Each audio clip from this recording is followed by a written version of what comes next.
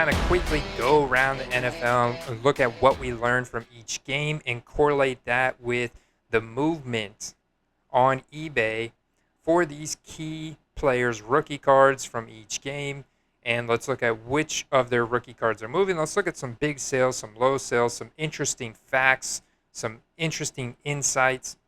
We also saw some big movement over the weekend for some skill position players that are not on winning teams. And I find it very interesting that maybe our hobby has matured enough and evolved enough to invest in any great athlete that you find in the NFL. So we're going to look at that. We're going to look at some insights behind that and why I say that. We're also going to look at something new that I'm doing when I am correlating this performance on the field with rookie card activity on eBay.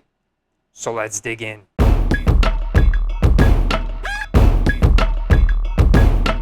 All right, guys, let's quickly recap the action from yesterday. Looking at the standings of the NFL right now through 4 weeks with just one more divisional monster matchup tonight, the Raiders against the Chargers. This is a huge game because the Raiders are 3-0. The Chargers are 2-1.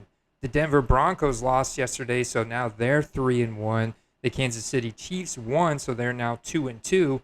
You got to think they're going to definitely win more games. They're definitely going to bounce back. So the Chargers trying to keep a leg up in that division. Their defense has been the top 5 defense in the NFL thus far this year. They've held opponents to only 60 points this season combined. And you look at that, that's the 3rd best clip in the NFL right now. So we're going to see if Derek Carr and this Raiders offense is for real tonight against these Chargers. This is a huge divisional matchup game where the Chargers offensive line is going to be battling against that stout defensive line of the Raiders. If they can win in the trenches, does Justin Herbert keep it going with Mike Williams and Keenan Allen and Jared Cook and Austin Eckler? So that's a ton of eyeballs on that game tonight. But when you look around the league, man, the Cardinals were able to come out and assert their dominance yesterday on the Rams. And with so many weapons on the Arizona Cardinals, Kyler Murray is very much the front runner right now for MVP consideration. I had absolutely no problem selling my Kyler Murray Raw Prism card. This was a card that kind of went on its own quest. It went, purchased as a PSA 8 back in the summer for like $30 and then cracked it out of actually sent it to Pure Graded X. They did an experiment on it.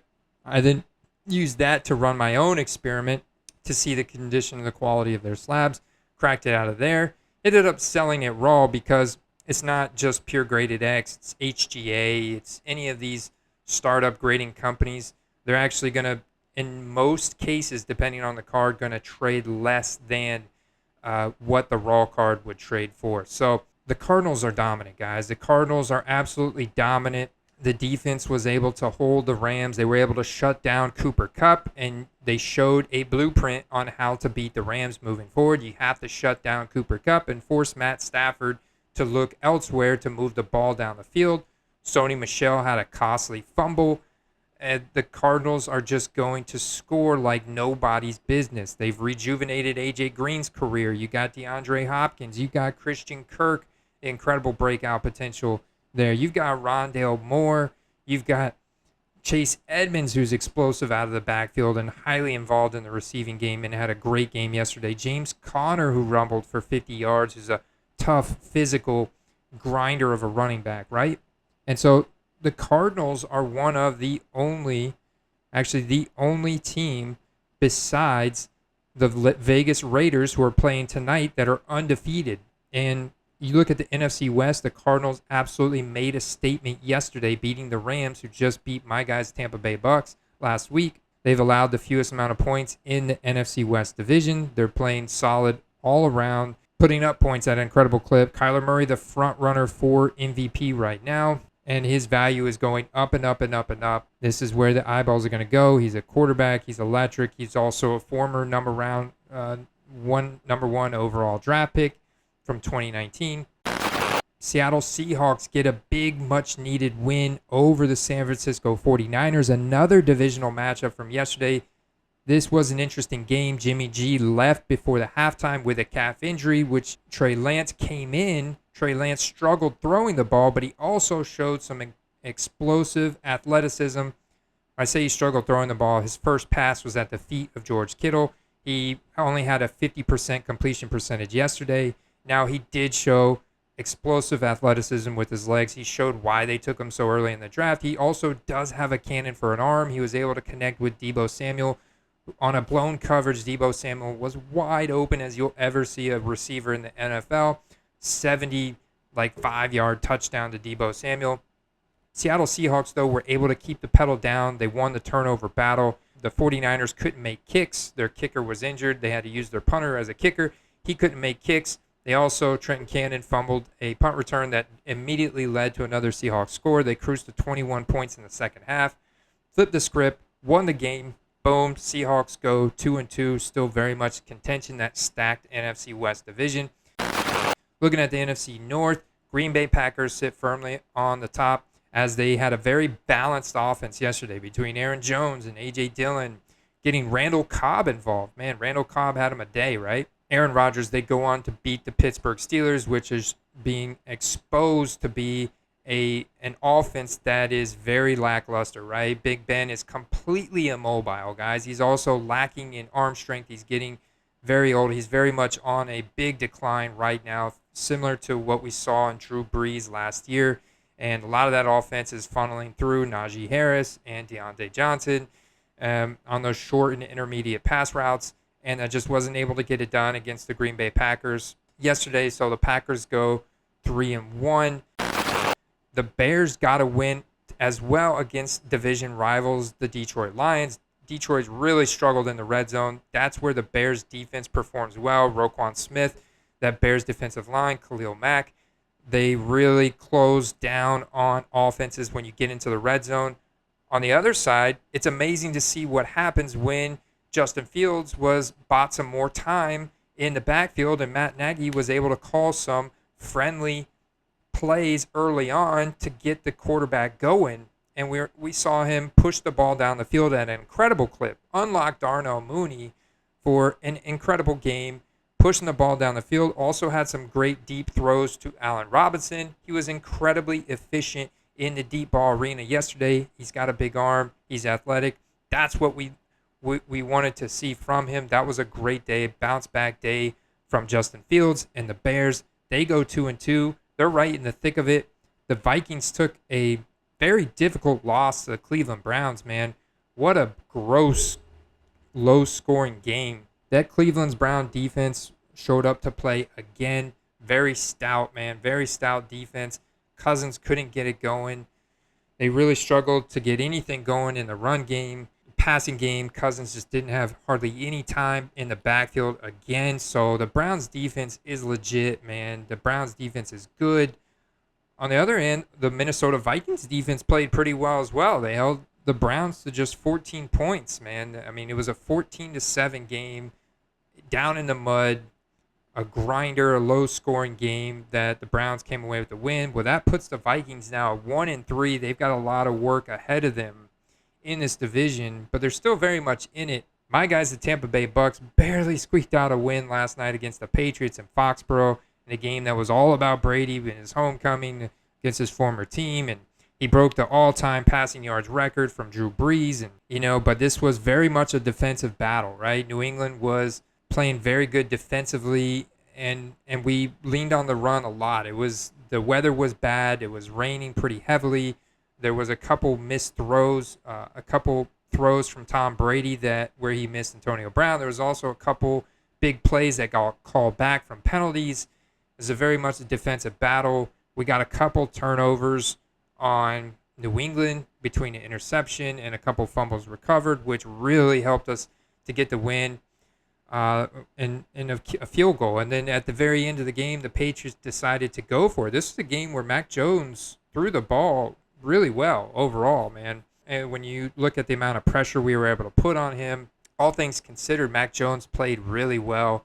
And when it came down to it, Belichick decided to go for a 53-yard kick in the rain, which by the end of the game, the rain had significantly picked back up, and missed the kick, doinked off the field goal post. Thank God we barely won that game.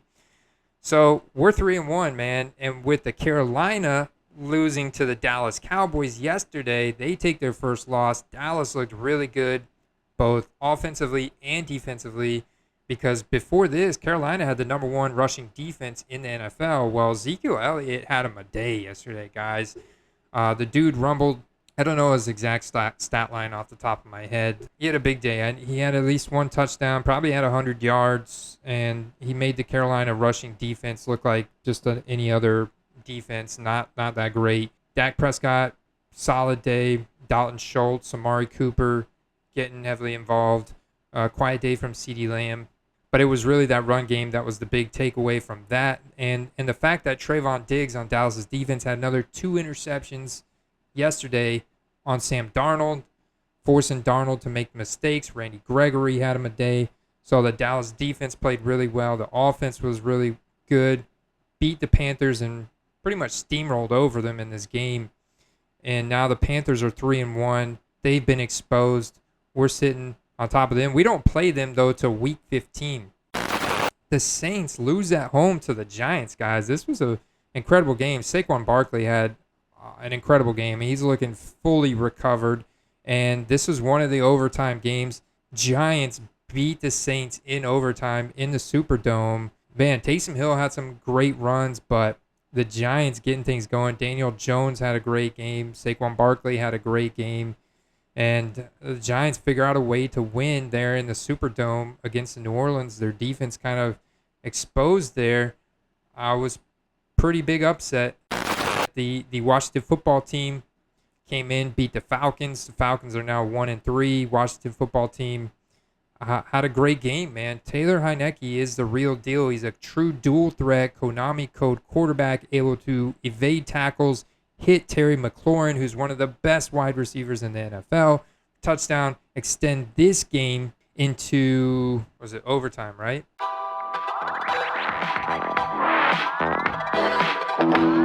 Cordell Patterson had a huge game. He's right here as the number 5 overall fantasy performer from yesterday. And on a losing team, on Atlanta, who's last place in that division.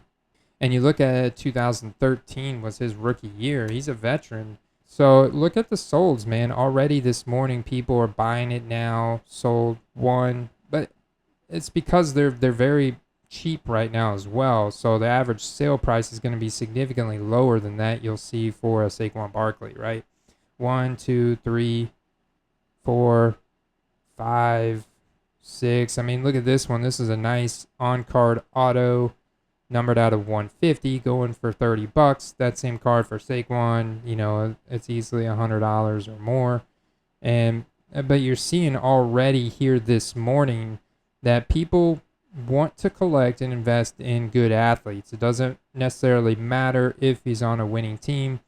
This dude is electric. He's explosive. He's got, you know, history with multiple other teams, doing incredible things on special teams. He's such a versatile player, and he's rejuvenated here in Atlanta. Even though they're not winning, the dude is scoring almost every game and putting up a ton of points. And so he had a ton of sales yesterday, man. Ton of sales, which is really promising for the football card market as a whole. Another player I want to look at is 2011 AJ Green, because, hey, man, Cardinals are the real deal. They're undefeated. They just put a big statement win on the Rams. First place, guys, NFC West. And they sent a message to everybody saying, hey, watch out for us. So if AJ Green is going to be scoring and big part of that offense, rejuvenated with a championship, I mean, this guy could be headed to the Hall of Fame, man, with a championship. The Cardinals are the real deal right now. So I could see hype for him. I mean, looking at his sales, it's not crazy, you know. Numbered out of 25, 3-color patch, going for 130. The Topps Chromes, buy it now, is for 4. So some interesting little sales. Somebody to look at potentially investing in if they're just significantly undervalued. People are buying autographs. Remember that short print.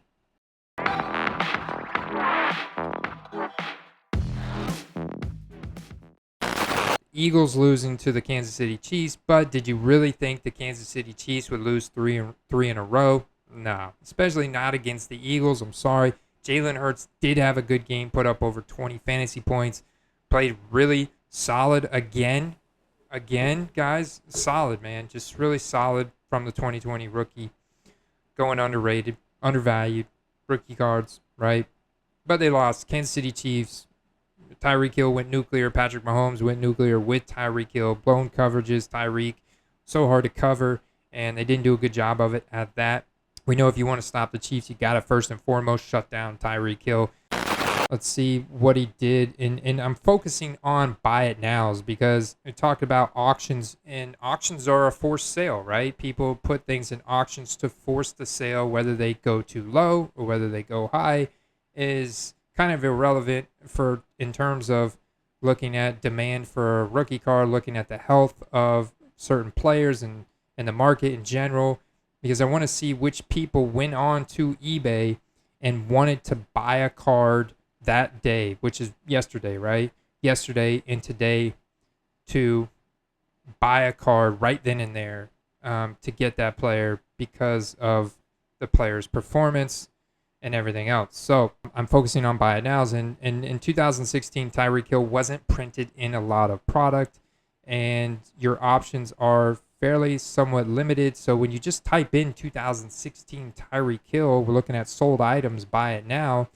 They were all around his optic, which is a first-year optic, so that's got a little bonus to it. That in the Prism, it's an incredible Prism set from 2016. That base card comes standard as silver. So we see the sales, and average sale price is pretty significant when you look at people buying some of these autograph PSA 9 for $500, numbered out of 150. Tyreek in a SP numbered out of 75, red for 310. That base optic, though, you could see going for around $20. What's interesting, this person, not that great of a photo, going for 18, and then this person with a much better photo going for 28 in the same exact format. Without clicking into that to see how the centering is, it looks from the surface to be about the same. Someone else got an extra $10. There's a lot of 3 for 45, and there's a Prism though that, and so shout out to Danny Concepts. One thing that he told me, he said, hey, look at 130point.com, which is a free website. You can come in here to sales and type in your search, and you can see the recently sold items, and it will actually tell you what the best offer accepted price is, which is beneficial because, looking at some of these Russell Wilsons, which is a person that I happen to be on after he had an incredible game yesterday, beating the San Francisco 49ers, bunch of evaded tackles, extending plays, throwing touchdowns to wide receivers you never heard of, and Freddie Swain. But, I'm sure some of you guys have heard of him, but you get the point. It wasn't DK Metcalf. It wasn't Tyler Lockett. All right.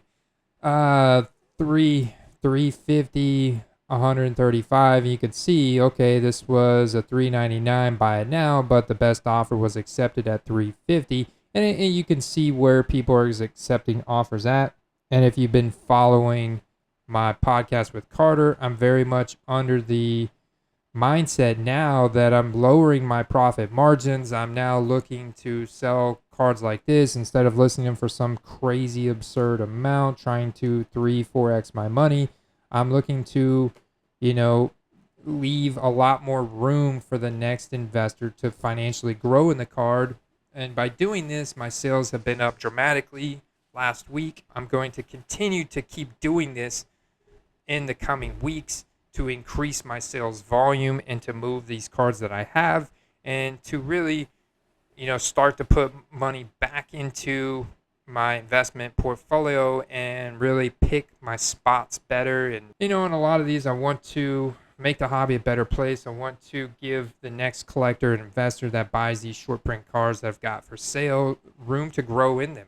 So really, I'm looking to take as little as 20, in some cases 20% profit, most of the time 20 to 50% profit, markup profit on those cards, and absolutely happy with that.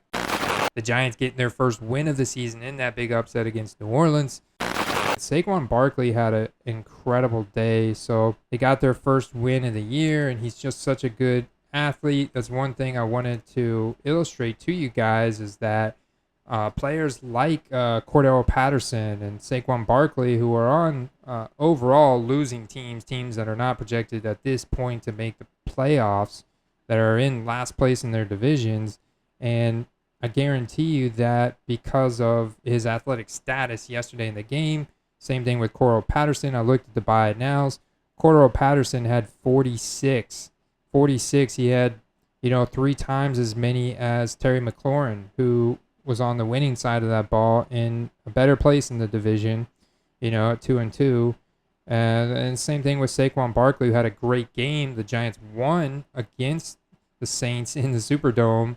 And just based on the market size and how good of an athlete he is when 100% healthy, you see the sales activity, man, this morning already. Not too much, 3, but average sale price around 20 to 30 bucks. And then, looking yesterday, I'm sure there was quite a few buy it nows. Let's kind of look at them and go over them. Press proof blue. That's a nice one for Giants fans there at $14.99. Buy it now. People are still spending a considerable amount of money. Numbered 8 out of 10.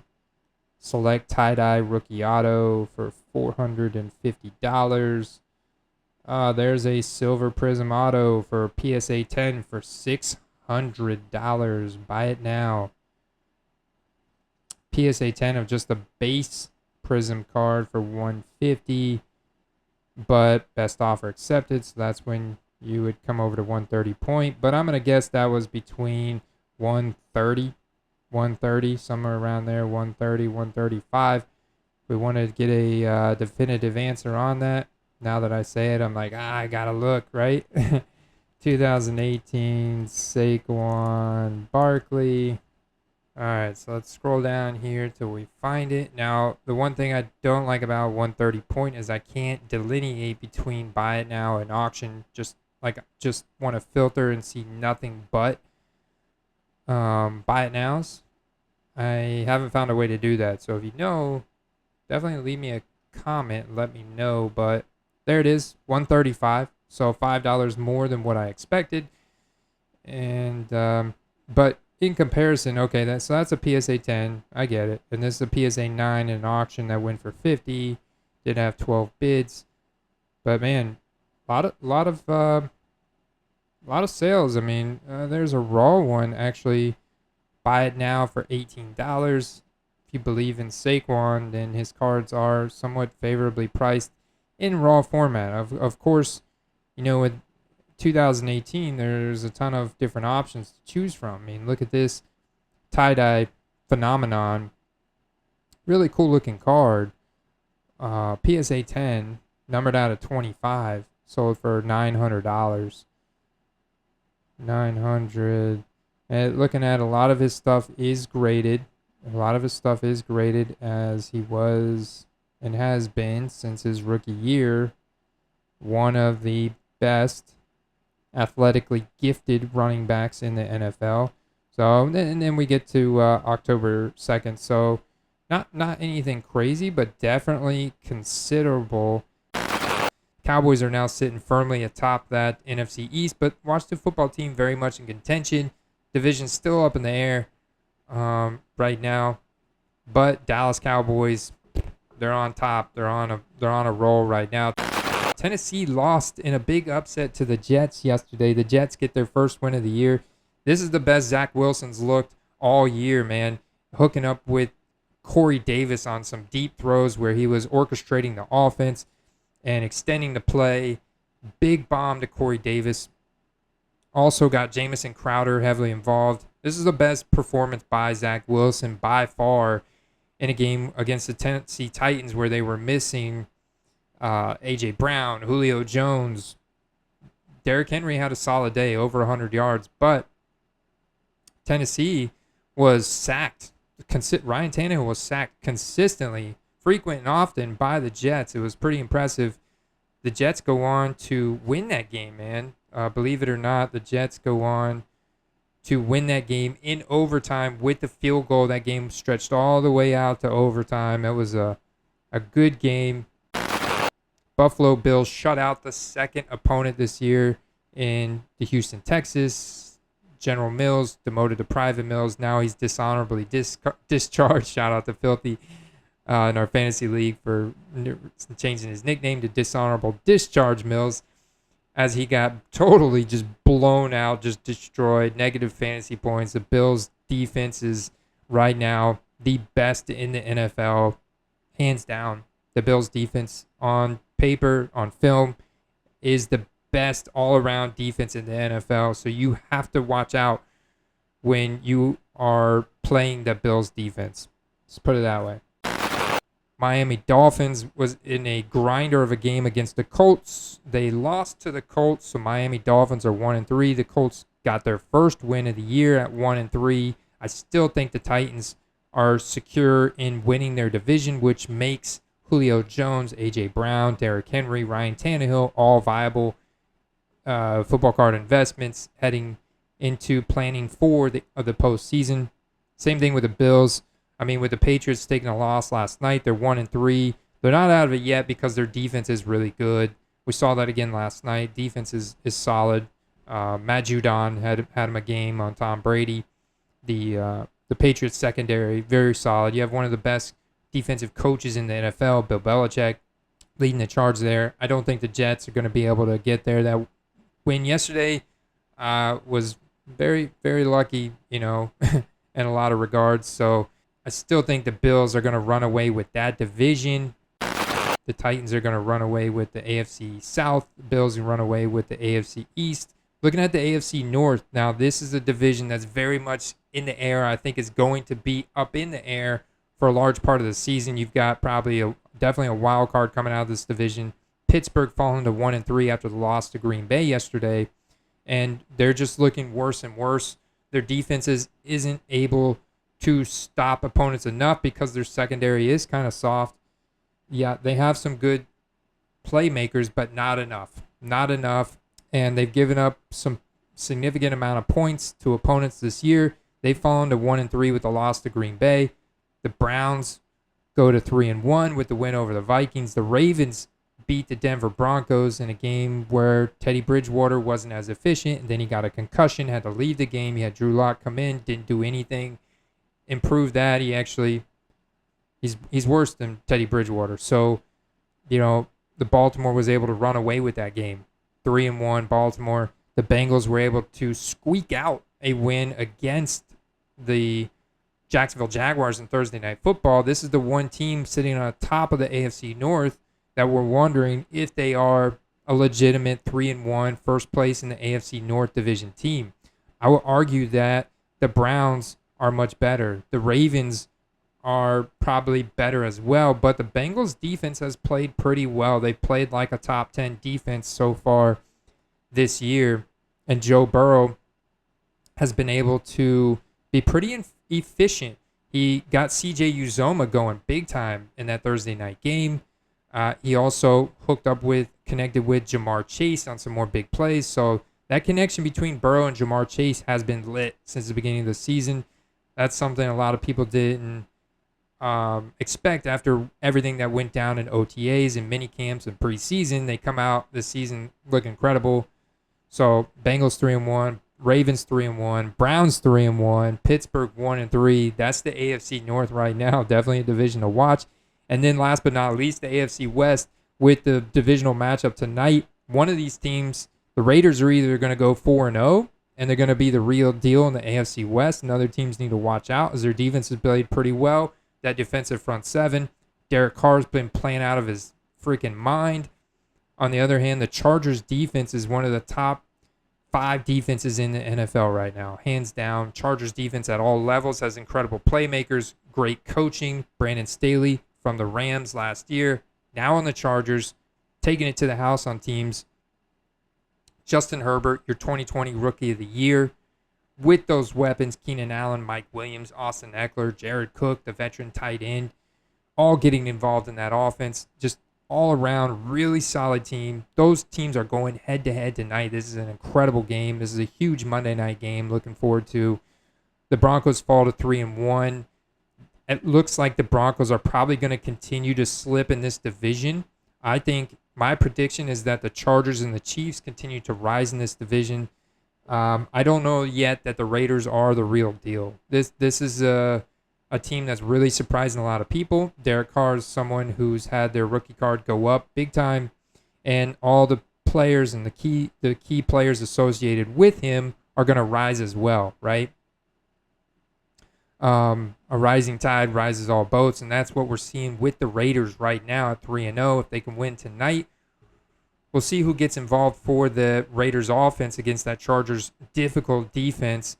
You got to think Derek Carr is going to spread the ball around a lot. So some key players that I'm looking to still invest in as a buy low going into this game is Bryan Edwards, wide receiver 2, 3, wide receiver 2, really. When you look at his target share and his snap share and the amount of opportunities he gets in the offense, and he's a deep ball threat alongside of Henry Ruggs. They're both 2020 rookies. I like Bryan Edwards better in terms of being able to be a ball hog and a dominant possession-style receiver in the NFL. So, of course, this is going to, if the Raiders go out and perform big tonight, this is going to be big for Darren Waller and Henry Ruggs and Bryan Edwards and Hunter Renfrow, and we'll look at what the running back situation is tonight. I'm not sure what the injury status is of Josh Jacobs. I know Peyton Barber had him a day last week, and on the other end, the Chargers have been a favorite team of mine to invest in. Like Mike Williams, Keenan Allen, Austin Eckler have all seen rises in their rookie cards, but they could continue to rise if they win tonight and assert their dominance in this league. They'd be tied for first place in this league, and I don't think the Denver Broncos are the real deal, even though their defense has played really well this season. I just don't think that offensively they're going to be able to produce enough in these shootout type of games like they were forced into yesterday. Now, you did have a odd concussion injury to Teddy Bridgewater, so we'll have to give it more time, right? But I think the real deal teams in this division are the Chargers and the Chiefs. We'll see, though. The Raiders have really put up an unbelievable amount of points so far this year compared to what they were predicted to do, and their defense has played a lot better. So that's breaking down, all the current standings in the NFL right now, the key takeaways and what we learned yesterday. Now we've got to correlate all that with football cards, with rookie cards, and that's my next step for today. So I'll be back real soon. Peace. Well, I broke even in DFS. I won 1 out of 3 of my fantasy leagues. So, not comment. Tuckleberry Finn. Let's see what Tuckleberry Finn said. He said, haha, just walked into a card shop for the first time ever and bought 2 packs, a 2021 Hobby Prism Draft Picks and a 2021 Donruss Value Pack. Wish I would have seen this earlier, loving the content. All good, Tuckleberry. Hopefully you didn't spend too much on the Prism Draft Picks and the 2020 Donruss Value Pack. Hopefully you hit some and you didn't spend too much on it. If you got it for retail prices and you didn't pay, double, triple what it would sell in a Target or Walmart, then go ahead and rip it. Have you some fun, man. Welcome back to the hobby. Welcome to the quest. Hopefully you pull some Mac Jones. Hopefully you pull some Justin Fields, some Trey Lance, and you enjoy yourself there. Right? Just totally destroyed. 40-0. 40-0.